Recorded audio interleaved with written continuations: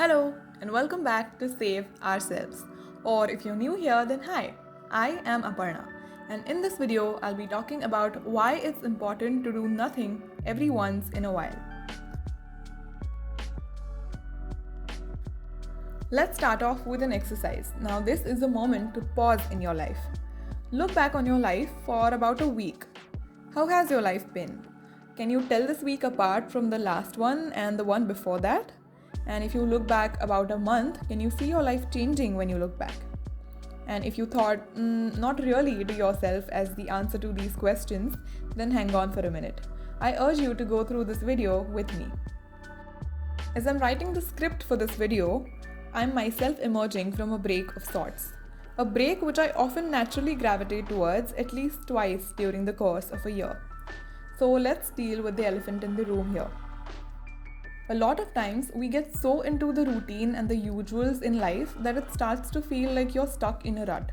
You seem to be doing the things you're supposed to do and do your hobbies and get your routines in place.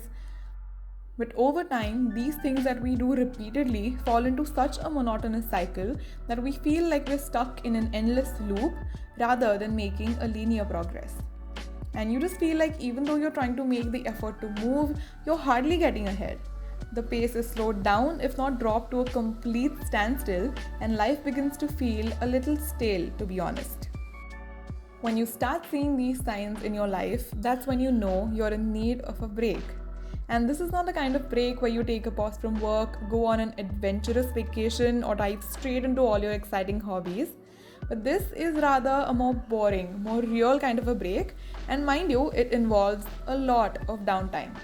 It involves pausing, reflecting, doing nothing, getting bored even, and getting real with yourself. And each of us, from time to time, need this. I call this the life buffer. A dull, difficult, but eye-opening period of time between the life that you've been living and the life you want to live. Let's now look at why we need this buffer and how we can benefit from it. So according to me, the buffer does 6 things. Firstly, it breaks your seemingly endless cycle. Secondly, it allows you to breathe. Thirdly, it gives you the mental space to reset. Then, it allows you to get some distance from your own life. It puts your life into perspective. And finally, it gives you a fresh start. Now, let's look at all these points one by one. So first, it breaks your seemingly endless cycle. When you feel like you're stuck in an endless loop, and if that loop is not cut off, it feels like it's growing tighter around you, and life can start to seem a little claustrophobic. So this life buffer acts as the breaking point for this loop. Secondly, it allows you to breathe. Once you've made the cut in this endless loop, your world can widen again. It feels like coming out into a vast field after being holed up in a small room for days. Imagine that feeling. Wouldn't you feel like filling up your lungs with fresh air? This is what a life buffer can enable. Thirdly, it gives you the mental space to reset. When we are caught up in the day-to-day for an extended period of time, our mental space is taken up by all the little trivial details that are a part of our day-to-day. The brain can feel clogged up eventually. Taking this buffer allows you to clear out that mental space, give it a good dusting, and just reset. Imagine how you might feel after taking a nice hot shower after being in the sun and dirt all day long. Fourth, it allows you to get some distance from your own life. Honestly, living our own lives all the time can be a little exhausting. I often have that feeling where I want to take a break from my own life and try out someone else's. And not because I don't enjoy my own life, I really do, but it's more to do with the occasional change of scenery we all need. And taking a life buffer allows you to get some distance from your own life. Simply putting your life on pause for a while and living a neutral life. It's not yours, it's not anyone else's really, it's just life. Fifth, it puts your life into perspective. Now the thing about getting a little distance is that you get a fresh perspective. When we are so caught up in the day-to-day, we are in the most zoomed in position we can be in our lives. Distance allows us to zoom out, allows us to see the bigger picture and see from a different perspective. This can help us realign ourselves if we catch ourselves going a little off track.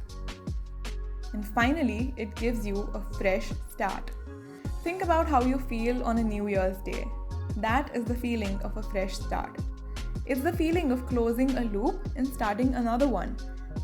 This feeling automatically brings along a lot of motivation and willpower with it, which is why it is necessary to stock up on this feeling from time to time. So, taking a life buffer can help you refill this feeling. I hope that with these 6 ways, I've convinced you at least a little bit to consider taking a life buffer when you feel the need for it. Now, before we go, I would like to answer a couple of questions that might pop up in your brain after you've heard all the reasons I had to tell you. So, the first one is, when should you take a life buffer? So, whenever you feel like you're stuck in a rut and life seems to be at a standstill, even though you're going about all your usual ways, that is when you know you need to consider a life buffer for yourself.